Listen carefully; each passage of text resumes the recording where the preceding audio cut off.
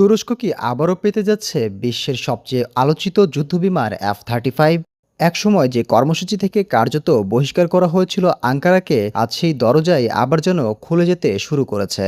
আর এই পরিবর্তনের কেন্দ্রে রয়েছেন মার্কিন প্রেসিডেন্ট ডোনাল্ড ট্রাম্প এবং তুর্কি প্রেসিডেন্ট রিসেপ তাইয়েপ এরদোয়ান। সম্প্রতি আঙ্কারায় দুই নেতার বৈঠকের পর ট্রাম্প ঘোষণা দেন, তুরস্কের ওপর আরোপিত মার্কিন নিষেধাজ্ঞা তুলে নেয়ার বিষয়টি তিনি গুরুত্বের সঙ্গে বিবেচনা করছেন। শুধু তাই নয়, তুরস্ককে আবারও F-35 যুদ্ধবিমান দেওয়ার সম্ভাবনাও খতিয়ে দেখা হচ্ছে বলে তিনি ইঙ্গিত দিয়েছেন। এই ঘোষণার পরই নতুন করে প্রশ্ন উঠছে, যে দেশটিকে একসময় F-35 কর্মসূচি থেকে বের করে দেওয়া হয়েছিল, সেই তুরস্ক কি সত্যিই আবার এই অত্যাধুনিক যুদ্ধবিমানটি পেতে যাচ্ছে? এর উত্তর খুঁজতে হলে ফিরে যেতে হবে 2019 সালে। সেই বছর যুক্তরাষ্ট্রের প্রবল আপত্তি উপেক্ষা করে রাশিয়ার কাছ থেকে S-400 আকাশ প্রতিরক্ষা কেনে তুরস্ক।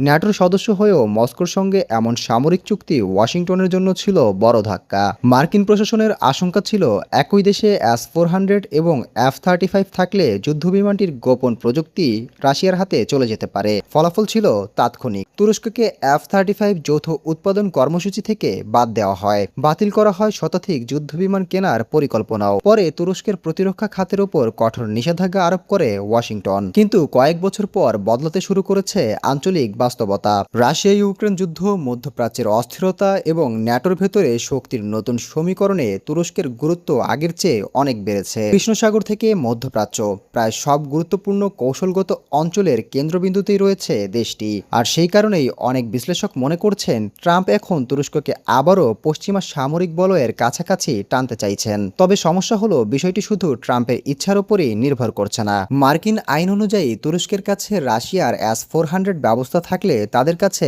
F-35 বিক্রি করা যাবে না। এমনকি প্রেসিডেন্টের বিশেষ ক্ষমতা ব্যবহার করেও এই বিধিনিষেধ সহজে পাশ কাটানোর সুযোগ নেই। অর্থাৎ তুরস্ককে F-35 দিতে হলে ওয়াশিংটনকে প্রথমে নিশ্চিত করতে হবে যে S-400 আর কার্যকর অবস্থায় নেই। মজার বিষয় হলো, কয়েক বিলিয়ন ডলার খরচ করে কেনা S-400 ব্যবস্থা এখনও পুরোপুরি সক্রিয় করেনি তুরস্ক। অনেকের ধারণা, ভবিষ্যতের কূটনৈতিক দরকষাকষির জন্যই এই পথ খোলা রেখেছেন এরদোয়ান। তবে আরেকটি বড় বাধা রয়েছে।